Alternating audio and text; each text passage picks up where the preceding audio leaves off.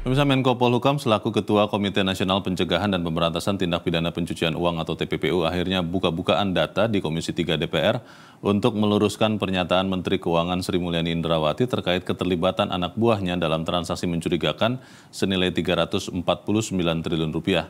Mahfud MD menegaskan Menteri Keuangan Sri Mulyani keliru memahami informasi dari PPATK karena akses datanya ditutup anak buahnya sendiri.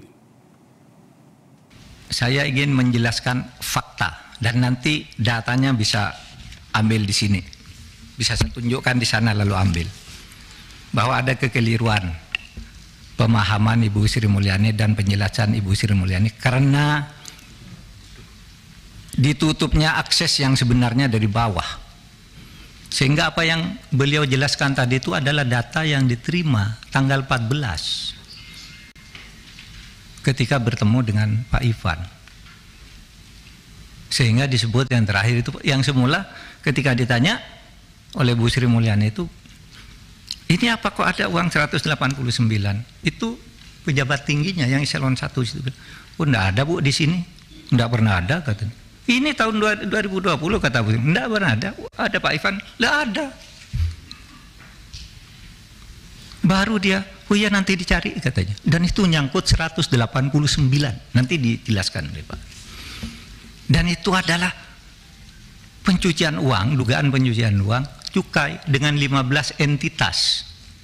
Tapi apa laporannya? Menjadi pajak. Sehingga kita diteliti, oh iya ini perusahaannya banyak, hartanya banyak, pajaknya kurang, padahal ini cukai laporannya. Apa itu? Emas. Ya. Impor emas batangan yang mahal-mahal itu, tapi di dalam surat cukainya itu dibilang emas mentah. Diperiksa oleh PPATK, diselidiki. Di mana? Kamu kan emasnya emas sudah jadi, kok bilang emas mentah? Enggak. Ini emas mentah tapi dicetak di Surabaya. Dicari ke Surabaya, enggak ada pabriknya. Transaksi keuangan yang 349 triliun itu dibagi ke dalam 3 kelompok. Satu, transaksi keuangan mencurigakan di pegawai Kementerian Keuangan. Kemarin Ibu Sri Mulyani di Komisi 11 menyebut hanya 3 triliun. Yang benar 35 triliun. Ya, nanti dia nanti ada data nanti Anda ambil. Kemudian transaksi keuangan mencurigakan yang diduga melibatkan pegawai Kementerian Keuangan.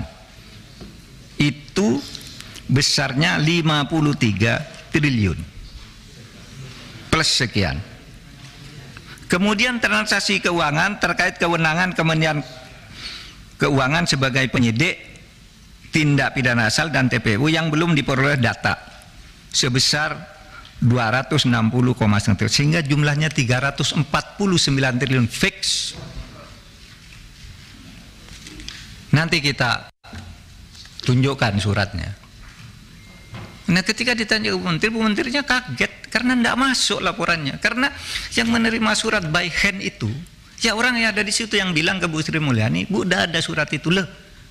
Kata PPATK ini suratnya. Baru dijelaskan tapi beda. Ini laporannya pencucian uang di bidang bea cukai, lalu yang dihitung pajaknya sedikit dong. Tadinya berapa yang terlibat nih? Nih. Yang terlibat di sini jumlah entitasnya itu dari Kementerian Keuangan 491 orang. Jangan bicara Rafael misalnya. Rafael udah ditangkap, selesai loh. Di laporan ini ada jaringannya, bukan Rafaelnya. Rafael selesai sudah ditangkap itu kan pidananya, bukan tindak pidana pencucian uang. Kalau saya ketangkap korupsi, loh, istri saya, anak saya, ayah saya, apalagi perusahaan cangkang gitu. Kan banyak itu entitasnya. Nah, yang kasus 189 itu saudara adalah ya, itu untuk 15 entitas tapi hanya dikeluarkan 1 entitas. Padahal di laporan kami 15 nih, ini, lalu diambil 1, ini sudah selesai pajak katanya.